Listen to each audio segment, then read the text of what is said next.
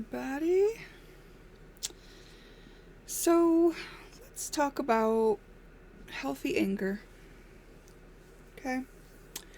So, gosh, I love that I just love life right now, you know? I'm working on a project. I'm pretty excited about it, but in between, I'm glad I still have time to do things like this because I really enjoy expressing. I want to share these things. I feel like they can be helpful for people, and if it spurs a conversation, like if you feel prompted to respond with thoughts, feelings, questions, that'd be great too. So you're welcome to. You don't have to, of course. This is just information for you to reflect on. But here's what I wanted to talk about. I watched a YouTube on, let's see, it was Gabor Mate speaking to a channel with it's like a father and son team. The father is a psychologist and the son is more, I don't know his role actually. He was hosting basically this video cast of a discussion they had, and one of the things he talked about was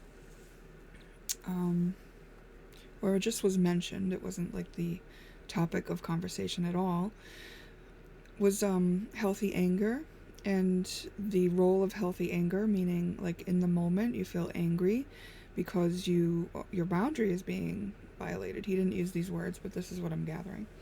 Because when he just said that simple thing, healthy anger, it spurred in me this whole other thing, and that's what I'm talking about. So you get angry when your boundaries are violated, and because my program, my operating system, I had trained myself to do shadow work for the past several years, like it was my job, you know, my full-time job. Any interaction I had with anyone else, any mirror, anything that was reflected back to me from the outside world, I looked inward to find what was causing any discomfort for me, and that's how I found my way to freedom.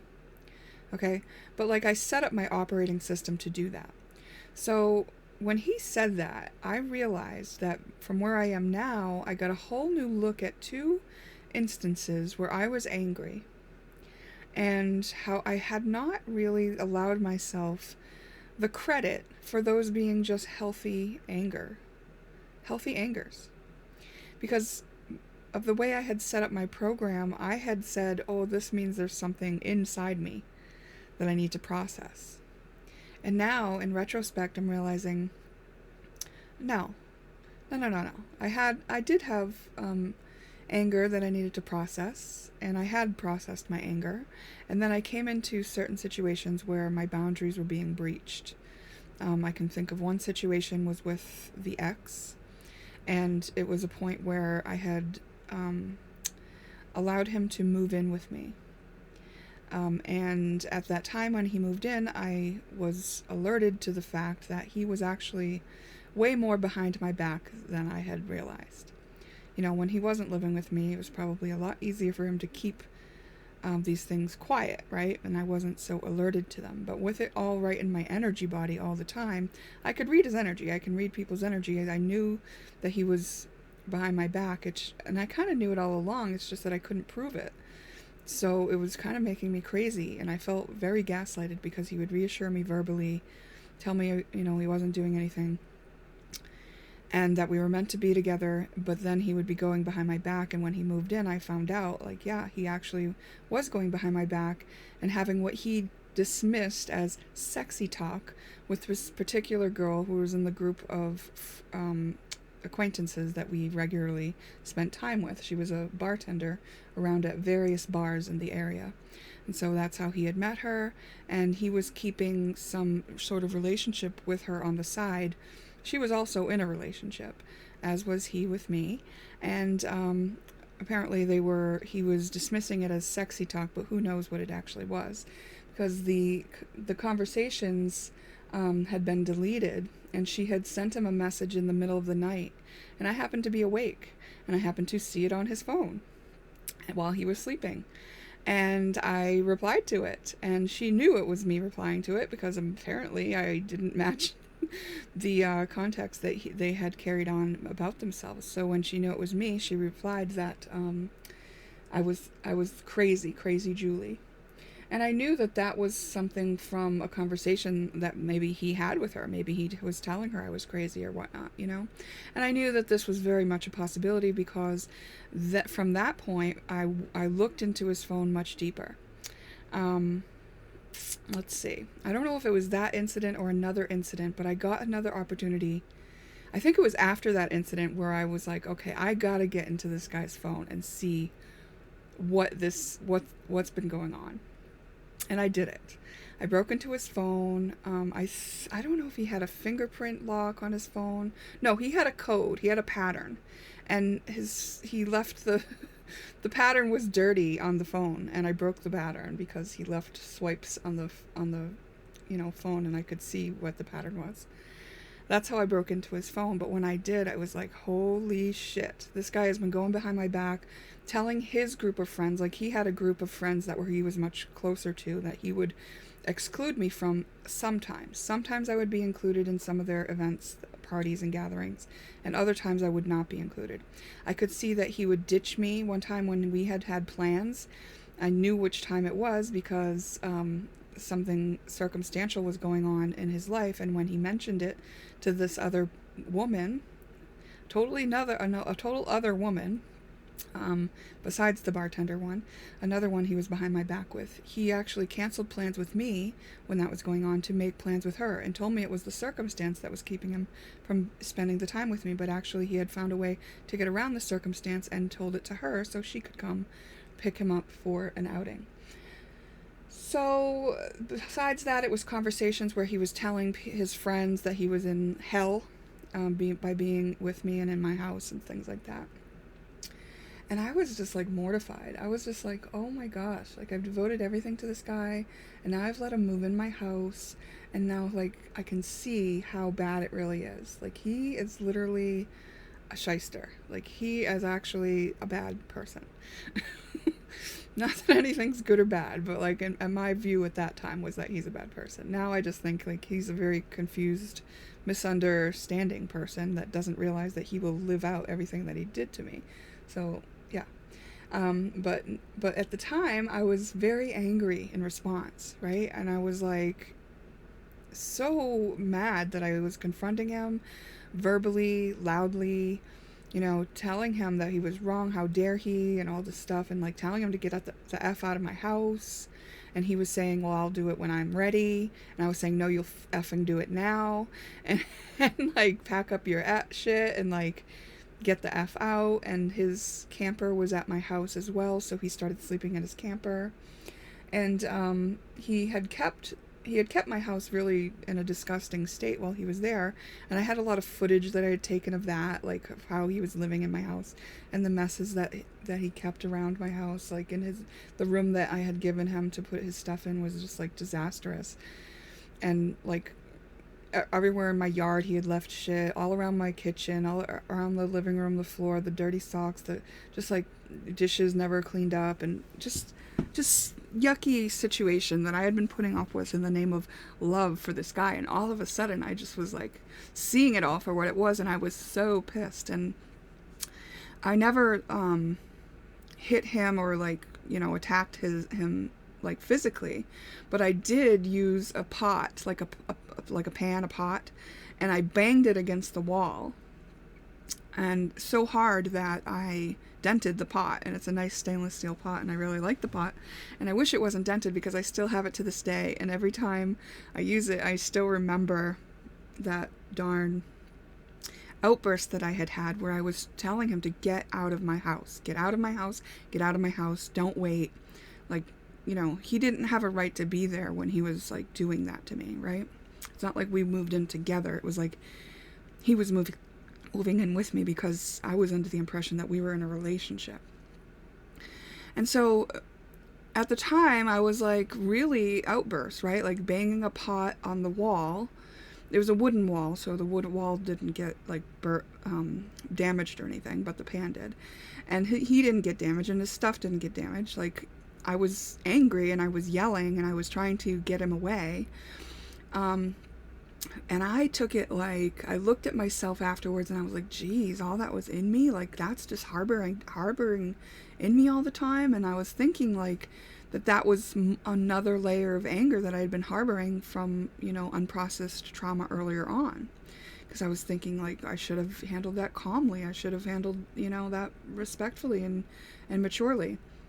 But today I'm kind of realizing like, you know what? He broke my boundaries. He did something very shady and very wrong, and he took and like moved in with me under the premise that we were in a relationship, committed and monogamous, while not being so. And then when I found out he wasn't being so, expected me to sit back and be fine with it and wait until his convenience he would leave. And that was a big no. For me it was like, so looking back I'm realizing that was healthy anger. That was anger that says, you have violated my boundaries, now you need to back the F off. And that was an alert to him, right? Like, healthy anger is an alert to somebody that they have violated your boundary. Now, maybe your boundary is a sensitive trigger point, and maybe you do overreact when your boundary is tripped. Like, it's possible. I know I hadn't. Like, that was, I was in control of myself. I didn't physically assert myself onto him in any way or break his stuff or break my stuff or anything like that. I literally was just like banging around and yelling and saying, get out of my house. And I think that's fair for the situation I was in, right? So I'm not saying like in every situation every person has the right to like act like that. But I'm saying in my particular situation, given who I am, what expectations we had established before the move-in, and how he was reacting to me asking him to leave, that was a healthy anger. And I want to just really respect and honor that for myself right now. Because there were even times after that where I kind of said to him, thank you for letting me know that was in me. Like, I thanked him for letting me know that I had harbored anger. Like, that's how confused I was about the whole situation. Because I hadn't yet taken off my rose-colored glasses to him fully. Right? Like, now in retrospect, it's like, yeah, he there's no part of him that is like taken responsibility for that kind of behavior and damage, and the things that he probably said to other people about me after we parted ways. Who knows, right? Like, I'm sure he made himself the victim. I'm sure that, because if I looked at like the karma, how it played out for him and what happened to him, and how I saw people like talking about his anger issues and his abuse of someone else that was in the community as well, after our breakup. I actually felt for him. I reached out to him during that time when the whole community was turned against him because he had been abusive towards somebody in the community.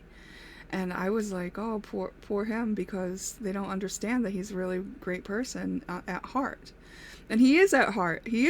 But he's acting in some sort of terrible coping mechanism that makes people hurt, abuse, and betray others. And they don't realize it'll come back to them. So it came back to him, and I felt for him. Like, there was still I was still on the boat of like, it's okay, you can learn your lesson and get through this. But like, no, like, he hasn't like acknowledged the kind of damage that you could actually do to a person by like gaslighting them like that and manipulating them and just like breaking their boundaries. It's really rude.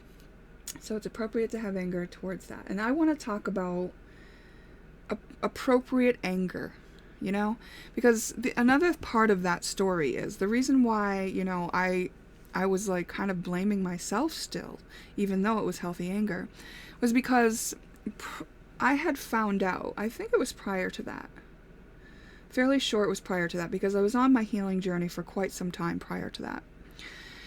I had found out that one of my issues, which was causing my liver to fail, was that I was harboring anger.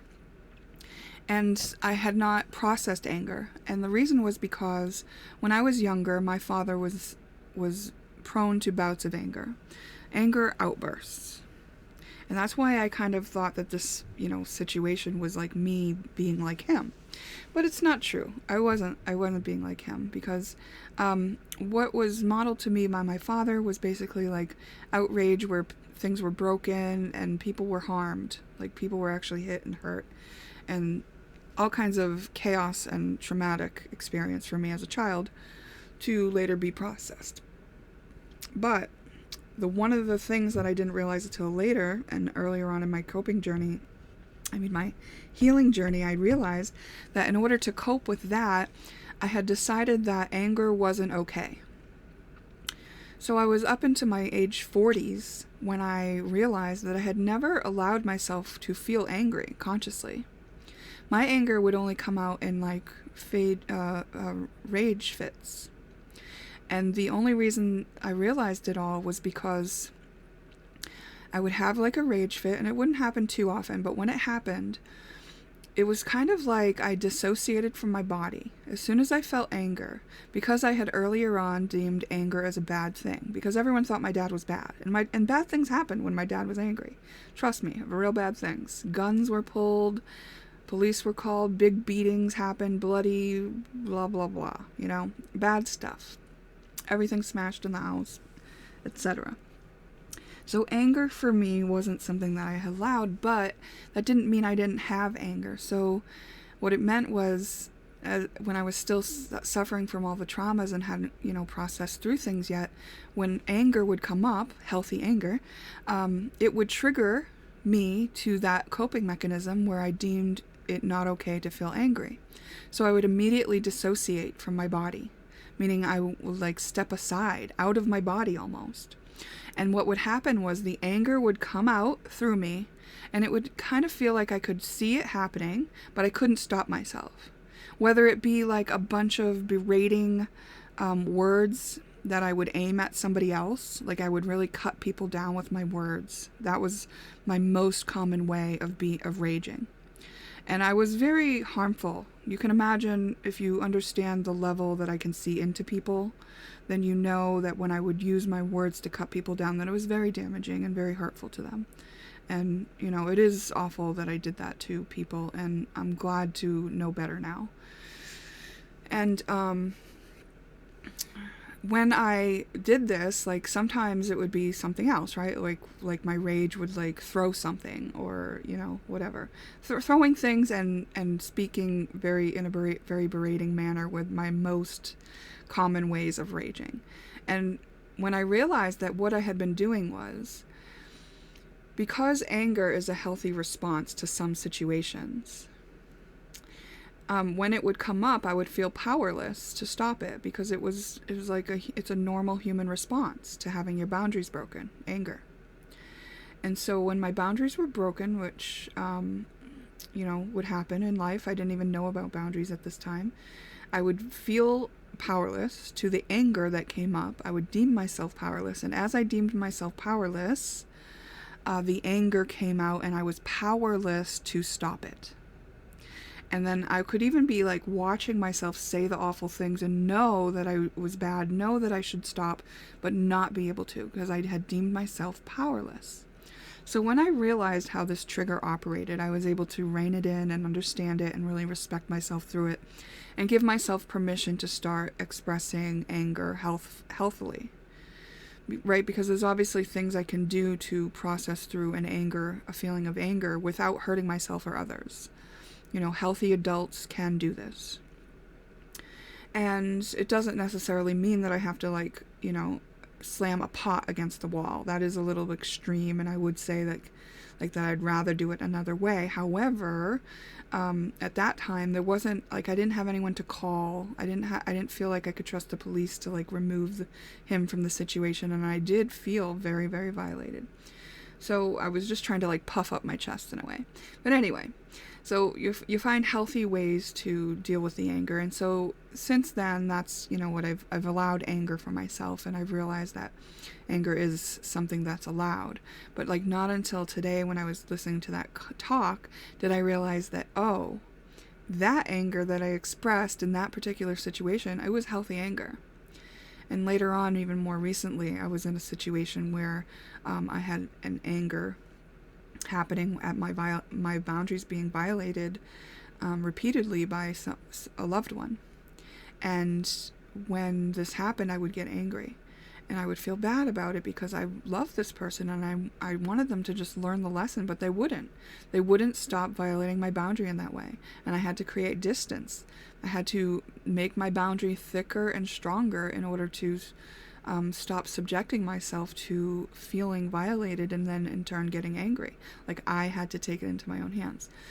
So the anger was an alert to the fact that my boundaries were being broken. And had I not put up a bigger boundary, a thicker boundary, a stronger boundary to my boundaries being broken, I would eventually have ended up drained, you know? So it's healthy and appropriate to have an indicator to ourselves and others that there's a boundary being breached. It's important to be able to acknowledge, validate, accept our anger, and be present with our anger. So being present with anger might involve taking a brisk walk, like writing a letter we're not going to send, using the black paint on your artwork, cutting up pieces of paper into tiny pieces, ripping them, throwing something, throwing darts at a board, or, throwing rocks in the forest when nobody's around and no one can be hurt. Something where this expression, just like this, what's the word I'm looking for? This, I don't know why my word won't come. This expulsion of energy is done in a way that doesn't harm self or others. Because whatever we do, it's important to keep in mind that we're aiming for the win-win-win. I win, you win, we all win. So if I express my healthy anger, then I win because I have stuck up for myself and I've acknowledged that something is uncomfortable or boundary breaching for me. You win because you understand what my boundaries are and you understand how I feel and how I will feel in response to you breaking my boundary. And we all win because then we can work from there to operate or relate in such a way that boundaries do not get broken, either by me reassessing my boundary, why it's there and whether it is needed, or by you deciding that that is a healthy boundary and that you've been overstepping and that you need to adjust how you behave around people with boundaries. It's like, let's honor anger with this reading, okay? That's what we're going to do. So let me get some picks and we'll talk about it some more. I'm just going to do 3 and I'll be right back. Okay, these are the picks. The first one is this candle that won't stay lit. See how it's burnt way down and it's pretty much useless. And I probably need to throw it away because I tried scooping out. And that's something that could have made me angry, but I was like, whatever. It's just one of a set, so that's why I kind of wanted to hold on to it. But pick 2 is the pan. There's the pan. There's the dent. And this happened before, and I don't have any of that stuff to get that out, but I don't use Brillo pads or anything, but I'm looking into maybe investing. And the third is this plant, which I dumped over, so it all broke apart, and it made a big mess of soil all over the floor. Now it's all messy, and this is a tomato container that I put this little clipping in. And it's kind of like spilled milk, right? Like I might have felt angry about that in the past. And I actually didn't feel angry in the moment. So I'm not sure if I was like bypassing my anger on these or I was just don't cry over spilled milk anymore. But I was like looking for things around my house that like reminded me of times that I was angry. And like I guess in the moment where I just comforted myself verbally, and I didn't consciously go, yeah, I'm angry about that. But it was just like all happened in a moment. So I think I'm safe on these. Like I don't feel like I harbored, suppressed, or denied anything too seriously or anything. Okay? So those are your picks. Pick 1, pick 2, pick 3. And let's get started with pick 1.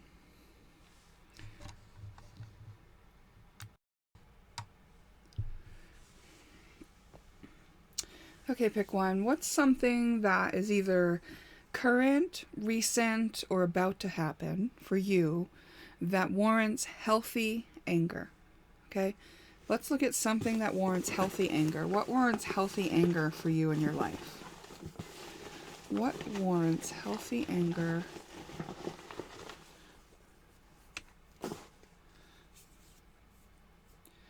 Self-delusion. Let's get some more details on that.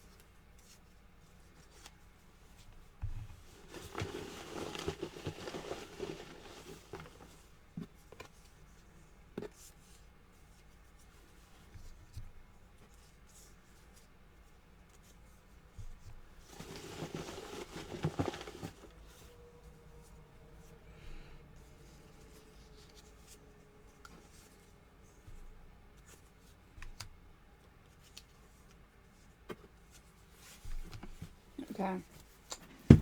What warrants healthy anger?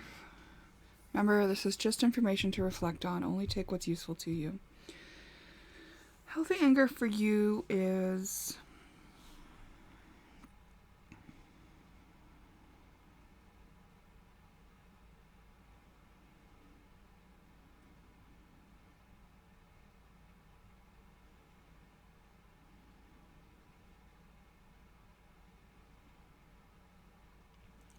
something like the amount of time you wasted telling yourself it was going to be okay when the relationship that you had with those in your family home was sort of tyrannical and very unstable.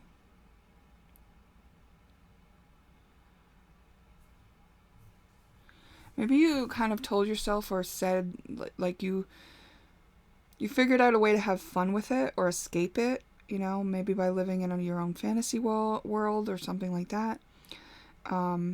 Maybe by acting like you were alchemizing something.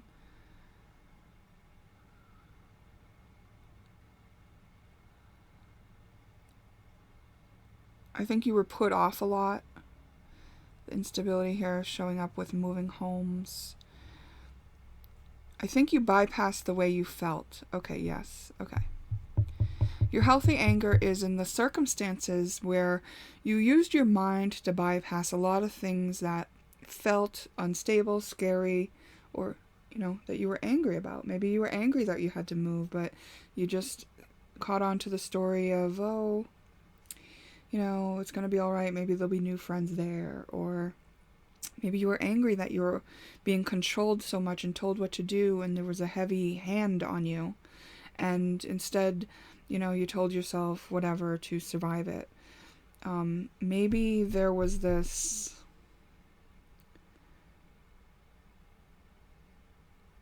part of you that missed out on things because of the coping mechanisms that you used. And it was like you didn't realize that it was a way to avoid kind of having to deal with any feelings that might come up when people asked you questions about it or whatever, right? It's something like that where You either left out details of the story for yourself or like filled it in with details that weren't necessarily true. You kind of smooth things over for yourself mentally, which is a beautiful coping mechanism in itself. And it practiced a lot of things for you that are useful skills that you have. So it's not, wrong that this happened. But you may have had several healthy reasons, valid reasons, to feel anger healthily when things didn't go how you wanted or how they were promised to you, or that you were put off, or that your needs and feelings didn't matter when the household was being run the way that it was.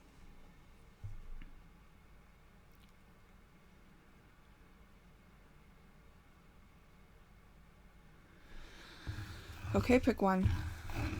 So if it's brought to your attention any ways that you do feel angry about those things, maybe you can't access it.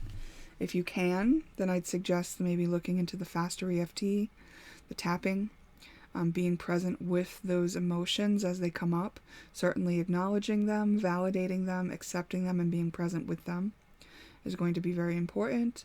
Giving yourself an outlet and maybe some rules about how you can express, meaning like, I will allow myself to feel and even express this anger, but I will do it in a way that doesn't hurt myself or others. So if you have to write a letter, maybe it's a letter you don't send, unless it is appropriate to send it,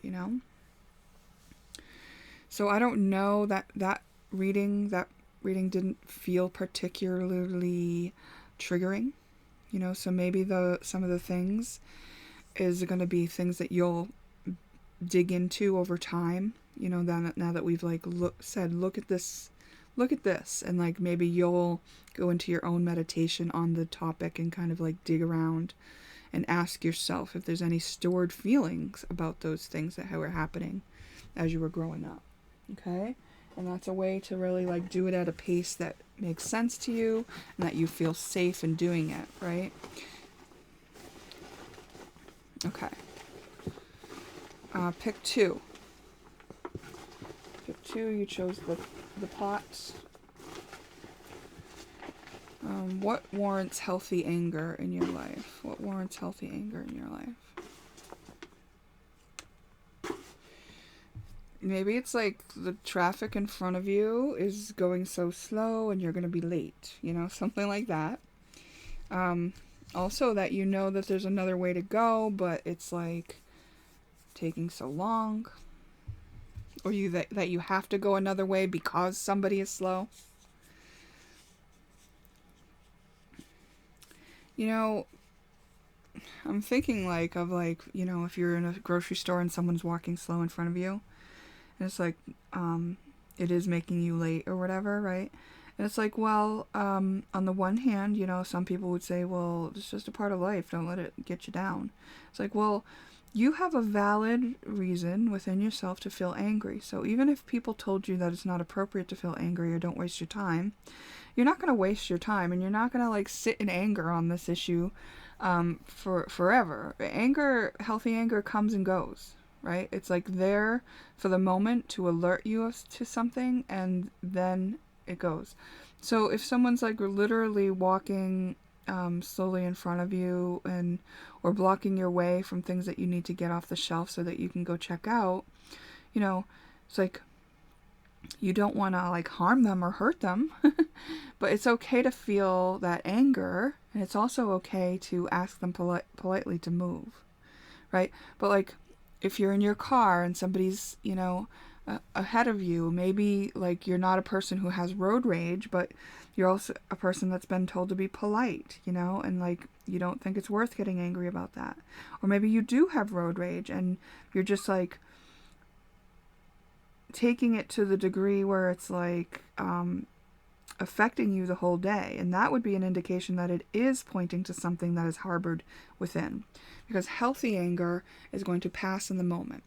So if you can be present with that anger in the moment and be alerted to what it's trying to let you know, which is that one of your boundaries is being broken. So which one is it?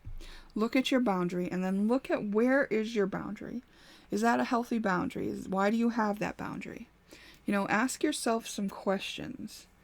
Okay? Because sometimes anger could be alerting us to our own misunderstanding about where our boundaries are or should be. Right?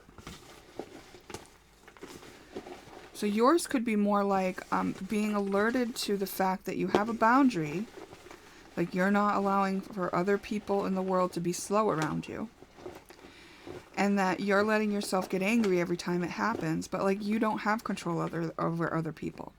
So can that really be your boundary healthily?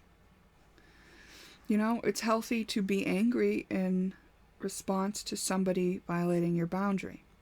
But healthy anger passes in the moment. So if your anger is not passing in the moment and you're just generally mad at people for doing this, you have to look at your own boundary if your boundary expects other people to change for you, because you can never control other people. So that's one thing I want to say about it. Oh my gosh, look, it came out. Stay home. It's something you would yell in the middle of traffic where people were in your way, or maybe you just wouldn't go because you're afraid of somebody else getting mad at you for being slow. Okay?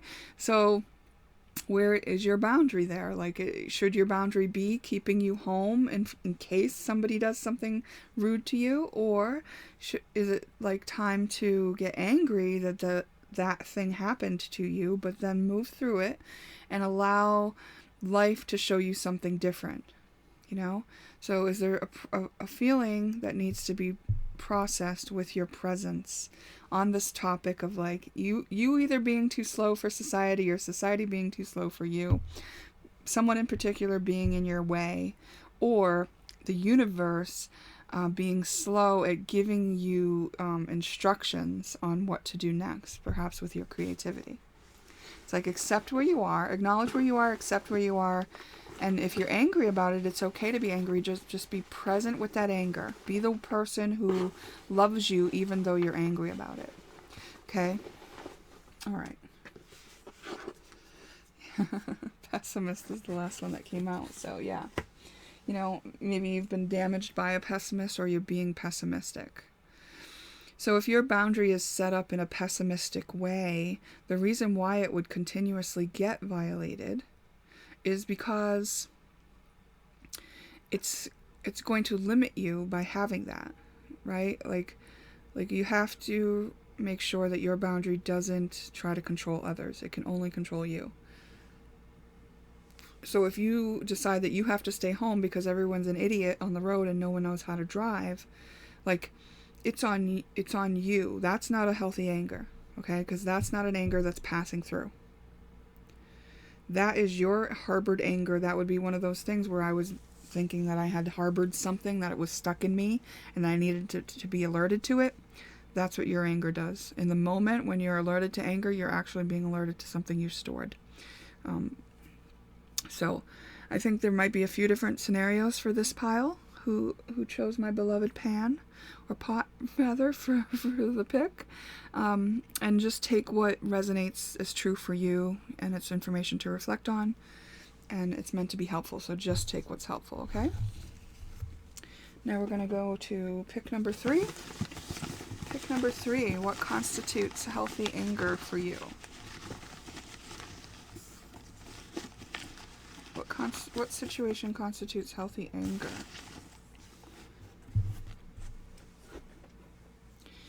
Oh boy, a love situation. An illusion in love. Okay, someone made you think that you are compatible. Maybe in friendship. Oh, this has happened to me before. Okay. So, and I was able to work through it, so don't worry about that. It's nothing that can't be recovered from, but I'm going to share my example, which was that I was forming a relationship with somebody, and we were getting to know each other over times of sharing and spending time together. And there was a certain topic that I had been sharing with her, and whenever I shared it, she didn't offer her feedback as far as like that she had a contrary belief to it. So I kind of eventually, like, I guess I just assumed that she knew what I was talking about and she was on board, you know, didn't have an opinion that was differing from mine. And, yes, this means I never asked her, right? But in the context of what we were sharing, it wasn't inappropriate for me to not have asked her. It was something where I was sharing something, and it was assumed that she would share her perspective where it was necessary, because she was mostly holding space for me during this, okay? So anyway, then we finally came to a point in our relationship where this topic came up, and it was like she was going to share on this topic, or she did share her response on this topic. And it was that she didn't actually buy into this topic. She thought it was kind of like something that you just dismiss, that it's fun to think about, but like it's not serious. And I was like, whoa. Like, it's the foundation of everything I've been doing for the past 7 years. I thought we were on the same page, and now I'm finding out that you literally thought the things that I was sharing with you were like jokes. Like not like, it was like, it was really like, whoa for me, right? And I had to question this like incompatibility and like what caused this for me, right? And it was like, oh, well, I was under the illusion that we were on the same page, and I had missed a step, obviously, in my establishing intimacy with this person, and I did not allow the room for her to express that to me, or even feel the need to relate to her on the topic before I found out that she had a completely different belief on it. So obviously that's on me just as much as like her. It's like she tried to deceive me. It was like, to her, she wasn't holding a judgment against me. So even though she didn't take it seriously, she also didn't know that it was the basis of everything that I was doing. She thought when I was discussing it, I was just discussing it, right? So we hadn't had these kind of conversations, and this experience actually helped us deepen our relationship and our intimacy with each other, because, and when I say intimacy, it means like into me you see, like seeing deeper into each other, understanding each other. We got to deepen that understanding of each other because we had this difference and we were able to discuss it, and it was beautiful. And actually, I love that when that happens, when you can ride a little bit of a storm with somebody, and both come out very comfortable on the other side. I think that's a good indication of compatibility. But in this case, I think that something like that happened. So now maybe you're faced with realizing that somebody wasn't compatible with you as you thought, or it could be an illusion that you think that they're not as compatible as you thought. But what we're looking at when we're looking at anger is a boundary break, right? And for me, in my situation, the boundary break was that like I was sharing like intimate details of how I operate on a day-to-day basis and what based on what my foundation is. But she didn't understand that what I was sharing was based on what my foundation is, right? So my boundary was that I don't share with everybody. I mean, I don't share with everybody. I really, really don't. This was a particular person that we were in kind of a contract in a way, even though we are friends. Like it was a specific reason we were coming together on these things. And so I don't talk about this stuff with just anyone. So my boundary was that like I had shared intimate details with somebody who now didn't understand me, because normally I would make sure somebody understands me before I share intimate details, right?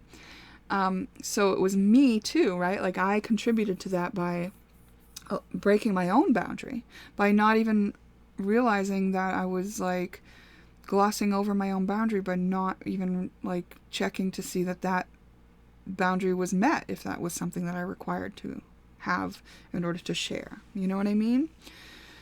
So you could, want to look at whatever your boundaries are, but whatever the violation is in the moment, I do feel like this is saying like, yes, feel it. Feel the anger that you feel the disappointment, feel what it is you feel, because if you can be present with that feeling, there's going to be another feeling that comes, after that.